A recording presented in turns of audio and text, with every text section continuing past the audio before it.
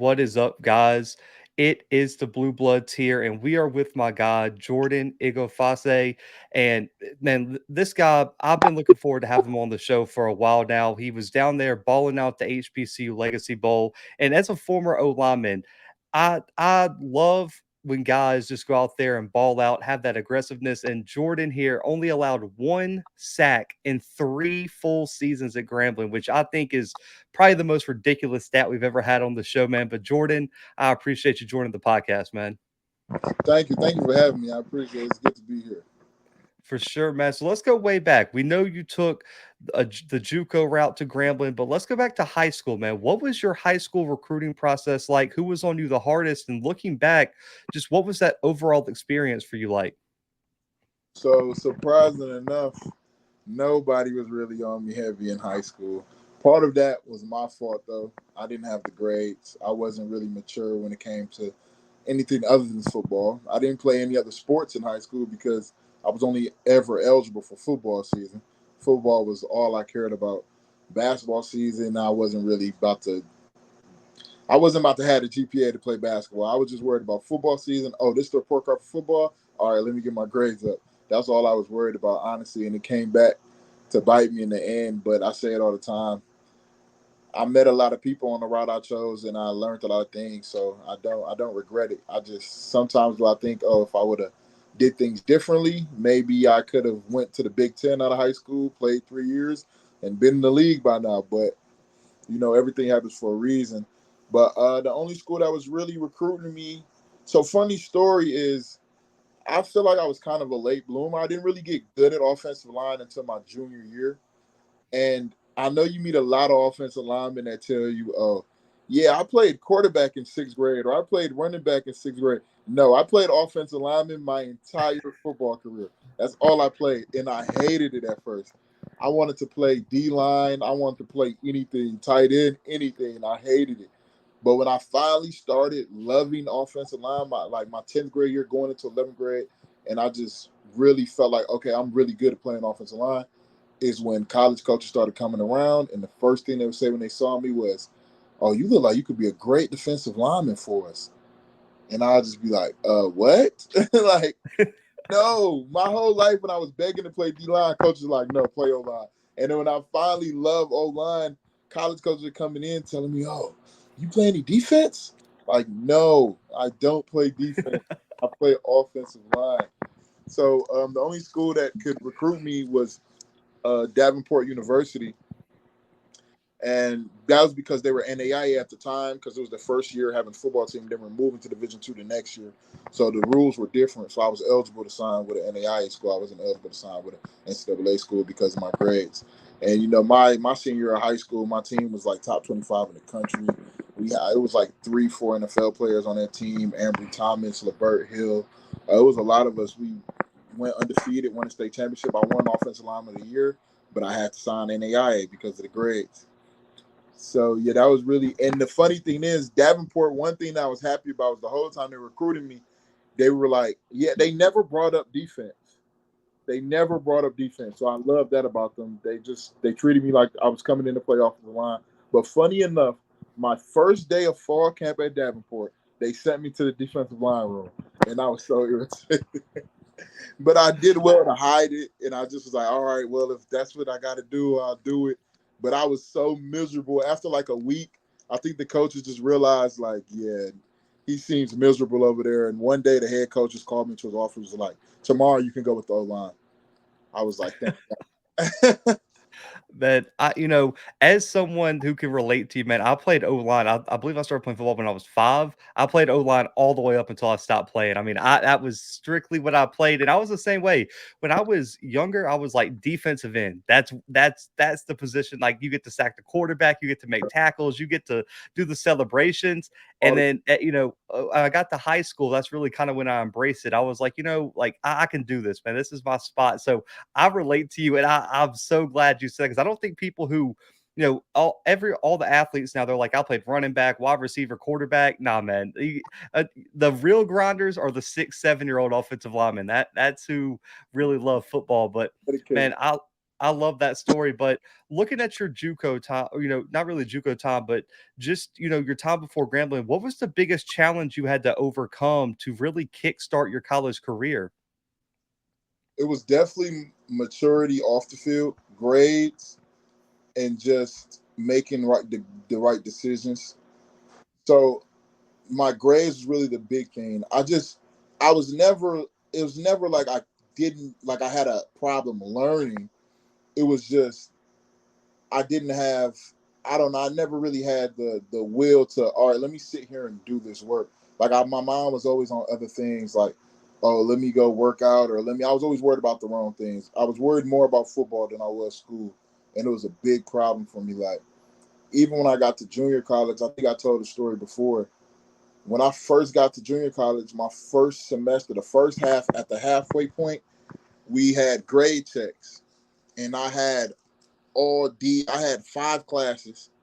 I had 4 Ds and 1 F, and I did so many up downs. I did so. See, we were supposed to do stadiums for every F. Like it was like 5 stadiums per F and like 10 per absence or something. And we were in a group, and they added it all up, and we're supposed to do that, but it ended up raining, so we ended up just doing gassers. So we were doing gassers, but up down at the numbers, get up down at the hash, up down at the hash. So four up downs per one gasser. Man, I think I did the math one time. I think I did like 260 up downs that day with like 40 Oh my gas. Lord. And that was by the end of that semester, I had all A's. I brought all the D's up to A's, and I brought the F up to a C. And I got a 3.5, and that was the highest GPA I had ever gotten in college up until that point. And I was just like, okay, so now I see I can do it. I just need to do it. Like I just need to do it. And that was really an eye opener for me. So I always thank Northeastern Oklahoma for that. They really helped me realize that I could do it academically if I put my mind to it. I just need to focus on it. And I ended up coming to Grambling, and my cumulative GPA at Grambling was like a 3.4. So I picked it up. Man, like I just the fact that this whole story, how have you gotten here from JUCO level to the grades off the field, man. I think it's an amazing story. But we got to talk about why you chose Grambling, man. You leave JUCO, and you had a bunch of different schools coming after you. What made Grambling the place to end your career? So Grambling actually came and recruited me very late in the game, because I was kind of torn when I left JUCO. I was coming off the all conference season, and I knew I didn't have another season to play junior college because I only had 2 years of eligibility left at the time.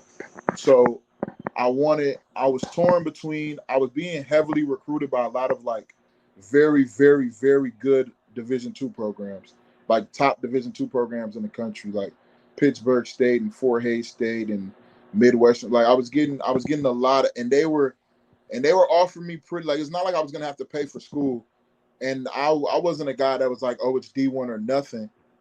But I kind of was like, all right, maybe I should just play another spring in junior college and try to sign D1 in the summer, because I saw some guys that were on our team when I first got there in the spring, and they were just playing spring, and they ended up getting pretty decent offers just from the spring. So I was gonna do that, and then Grambling came around late, and they flew me out for a visit, and just Coach Nelson, the offensive line coach at the time, just made me feel welcome, and just the whole community here and everything, just the pride and just the history. Because I knew about Grambling, but I didn't know. Like I've heard of Coach Eddie G. Robinson, but I didn't know the depths of it until I went to the museum, took the tour, listened to everyone talk, met the alumni, saw how passionate they were about Grambling, and I just fell in love with it. And it was funny because the weekend before I came to Grambling, I went to my official visit to Pittsburgh State, and I was going to commit to Pittsburgh State, but then I told them, like, I'm going to wait till after my Grambling visit to commit. And he was like, oh, you're taking a visit to Grambling? I'm like, yeah. He's like, that's going to be hard for you to say no to. And I'm like, not necessarily, because at the time I wasn't sold. I was like, nah, not necessarily, coach. Like, don't worry about it. Like it's not necessarily. But after I took the visit, it was hard for me to say no to Grambling.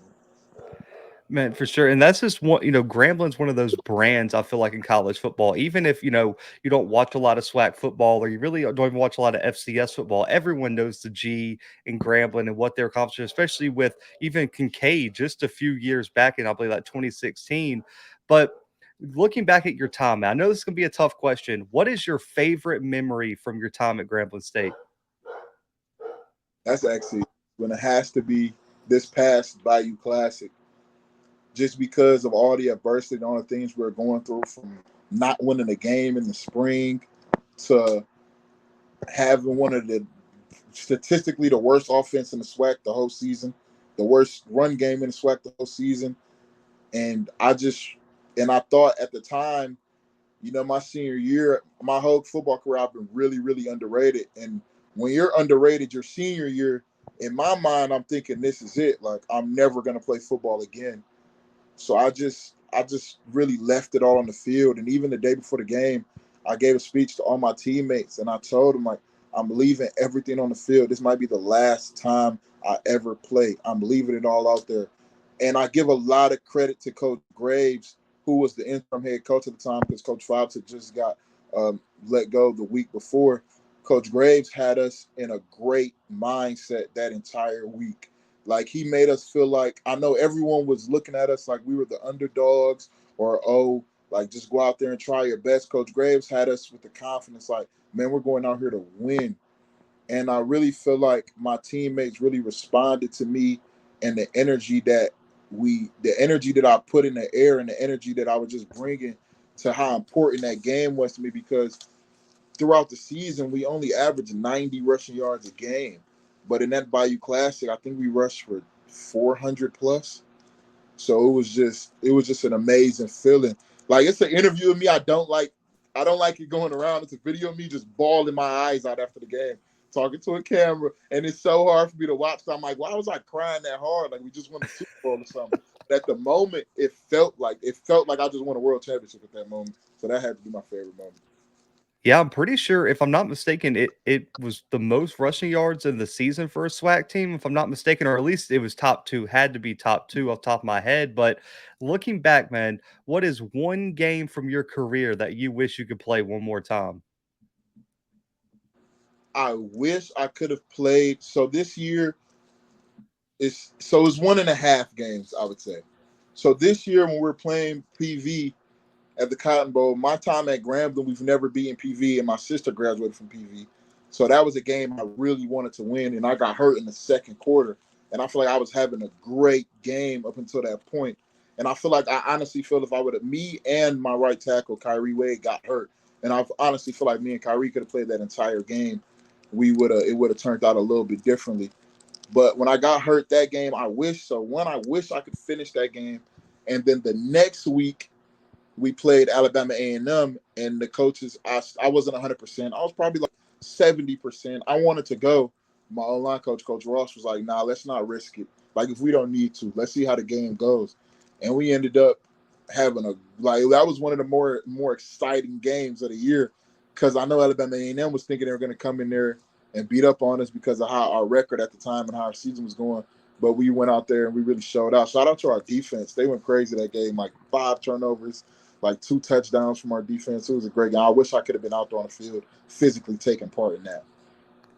Yeah, I think that was really the first, maybe Texas Southern over Southern, but you guys beating Alabama A&M was probably one of the biggest shockers. I mean, because they were cruising. Akil Glass was averaging like 400 yards a game. That Jackson State game was coming up with them, and everyone was just like, they're playing Grambling this week. It's all about next week, and you guys go out there and it just dominates. So I agree. That game would have been a good one, but your pass blocking, man. Me and you have talked about this offline. That's kind of how we even started talking to get this interview set up. As I posted the top 5 SWAC pass blocking grades, you were 5th in the SWAC this year. And again, like I said earlier, only 1 sack allowed in 3 seasons at Grambling, which is, I don't know how that's even possible. But for you, what are the keys to being such a successful and dominant pass blocker?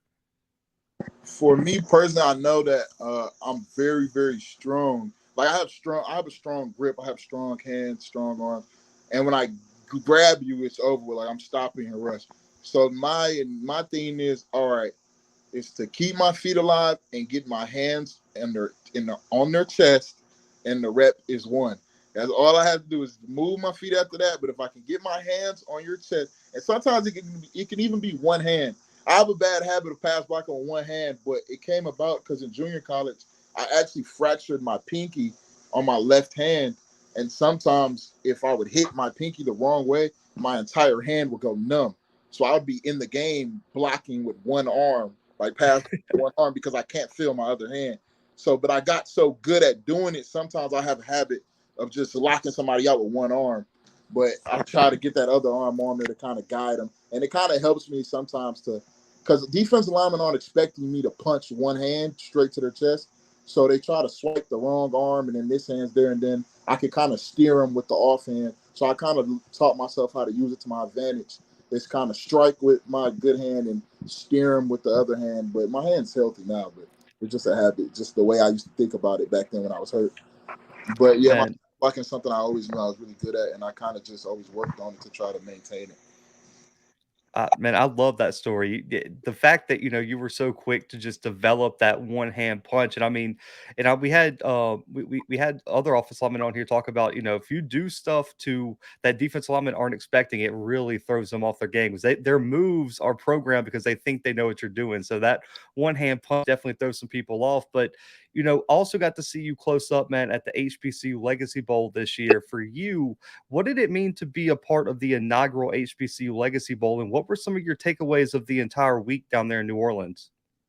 Oh, that meant the world to me. I can't wait till the ring comes in the mail. We're supposed to get in the ring for that. And that's just major to me. I still have the jersey in here. I'm gonna get that framed and hung up. And that meant the world to me because I feel like eventually down the road in 2030, however many years, the HBC Legacy Bowl is gonna be equivalent to the Reese Senior Bowl or to the East West Shrine Bowl. And to be part of the first class to ever do that is just major. Like that's timeless, something I'll never forget. And no, it was a great weekend. It was a great week. It was a great week of events they had for us. Like every day we went on a tour of different places. Got to eat pretty good food. I left with a luggage bag full of gear. Like it was just a great experience. Got to meet all the other HBCU players and just connect. And I'm still friends with a lot of those offensive linemen to this day. We still talk, and it was just great. It was just great. Only thing that I was kind of sad about was that I was the only player from Grambling there, and I wish some of my teammates could have came. And I felt like it should have been more Grambling representation because two Grambling legends started the game. So I just feel like we could have been represented a little bit more. I got a feeling, man, just between us, that that'll be the only year Grambling only has one person go. I can't imagine there's too many years that Grambling's not going to have a large presence. But I do agree with you. The fact that you were the only Grambling player was really shocking, especially when you look at some schools had 4, 5, 6 guys on the roster. But looking, go ahead. Fam, you had seven, and they also had three coaches. I'm not saying that as Yeah. an, but That is true. That is very, very true. They did have they had the whole offensive staff, I believe. They had 7 players. So listen, might be a little bias there. Might be a little bias there, but we'll leave that there. But man, looking at your career, looking at freshman year, Jordan, to the guy I'm talking to now, how has your game evolved from freshman year until now? I feel now I'm definitely more confident. I'm more confident and I'm more mature on the field and off the field. Like my early days, even in junior college, I used to play. I used to get very emotional. I used to play very emotionally. But now I know how to play with kind of like a controlled rage, controlled aggression. Like I'll be out there slamming people, throwing people around, and laughing. Like there's not any ill intent behind it. That's just how I play. But early on in my career, especially, I feel like it got really bad in junior college. I'd kind of let it get to my head a little bit, playing too aggressive at times on the field, playing angry, talking maybe a little bit too much. Like a funny pass blocking story. We were playing blend in junior college, and I know my pass blocking is money, and we were actually getting blew out, and I was so mad. I was telling the D lineman, like, bro, look, we're losing. You know we're about to throw the ball. I want your best pass rush move right here. Like I was just doing like little stuff like that. Like that's extra. because at times, like, it's not good to poke a sleeping bear. I mean, at the time I handled it, but at the next level, you can't be provoking people like that, because then, Aaron Donald hits you with his best move and put your quarterback on a stretcher. Now that's your fault. So I just kind of learned to keep the talk to a minimum and just play with my pads and just focus on the game and the more mental aspect of it. So just maturity. I love that. You were like, "Man, just throw it at me. This is my training time now. Like, give me everything." I love that story, man. But for you, the ultimate goal is the NFL, but now there's a lot of different professional leagues I know you're going to be looking to play in. But just let's keep it to the NFL. Which NFL offensive lineman do you feel like you model your game after the most? So I feel I like Quentin Nelson a lot. I feel like I model my game after him a lot. Just his tenacity, his aggressiveness in the pass game and in the run game. Because I know I know pass blocking is my strong suit, but I feel like I'm a very good run blocker as well. So that's something I take pride in, is moving my opponent and throwing them around and playing with aggression. So I definitely model my game after him. That's a good comparison. I mean, probably one of the goats in terms of offensive linemen in the NFL. And you kind of mentioned it, how you were laughing, throwing people around. But for you, we know how heated it gets in the trenches. How big of a trash talker are you during the game? So early in my career, I would trash talk a lot, especially junior college me. I would trash talk a lot, but that was my whole team's kind of swag in junior college. We used to talk a lot at NEO that year. We were pretty good that year, but now that I'm older at Grambling, I talk a little bit, but I talk kind of in between the whistles. I'll say something quick because now I try to like conserve my energy. I realize all that yelling and trash talking, you're wasting energy that's not needed. So sometimes the D lineman would just be yelling at the top of his lungs, and I'll just be looking at him like, now I know you're tired. Like there's no way you just sat here and was just doing all that yelling. So now I keep it to a minimum. I'm not gonna say I'm a saint on the field, but I definitely a lot. And on the flip side, man, who's the biggest trash talker on Grambling's team from last year? The biggest trash talker on our offensive line, it definitely would have to be Egan Atkins. He used to talk a lot. He used to talk a lot. It definitely would have to be Egan Atkins. He used to talk a lot. And on the team in general, who I think was the biggest trash talker? Our whole defense was because just our offensive philosophy was run and gun, go, hit, run fast, hit, and our whole defense was that whole side of the ball was crazy trash talking. Even they used to be getting on us at practice. I was like, bro, like it's not even that serious. Like, but that's how they played. I love it, man. And hey, I saw you. Every time you guys did one-on-ones at the Legacy Bowl, I would always try to find my way to watch you guys. And there was a lot of trash talking at that one too. The O line, D line, as close as you guys were when it came to practice time, it was ready to go. And I love to see that. But looking at your game, man, one-on-one, what's the number one mistake a defensive lineman can make against you? Let me touch them.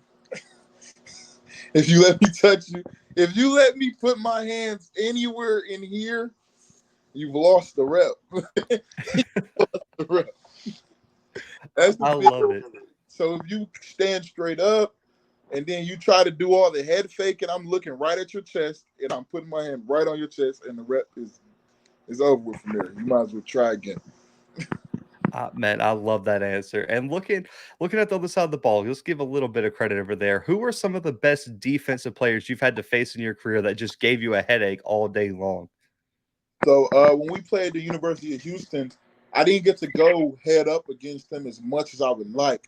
But me and Logan Hall, he ended up getting drafted in the second round. We were going at it that game. I got him a couple times. He got me a couple times. I don't think he didn't get any stats. I don't think he didn't get a sack for sure. And but we were kind of going at it. It was a good back and forth battle where I was like, okay, yeah, I got to bring my A game. He's pretty nice. And then right there at PV, Jason Dumas is probably one of the better defensive linemen in the SWAC. I know he's in the transfer portal right now, so hopefully he He stays. he committed to Southern. Oh, okay. That makes sense. That makes sense. But yeah, he's definitely one of the better defensive linemen in SWAC. Me and him always go out and have a pretty good back and forth battle. Man, if you just had one more year of eligibility, man, that Bayou Classic would have been crazy with Dumas and Jordan Lewis and your guys' offensive line. That would have been a real battle there. But last question here, man. I know you've probably been asked this at the Legacy Bowl and talking to teams right now throughout this entire NFL process. But if an NFL team asks you what they're going to get if they give you that opportunity, what do you tell them? I think they're going to get somebody that's mature and that's ready to take the next step and that's hungry. Because my whole life I've been the underdog. I've had to fight, scratch and claw. Like even when I was at the Legacy Bowl and I was just talking to other players that were there, it was like this kid went to Florida State first. This kid went to Louisville first. This kid went to Iowa State first. Washington. It was like I came from an NAIA, went JUCO. Grambling was my come up. It wasn't the other way around. Like Grambling didn't come up by getting me. They didn't go steal a P5 bounce back.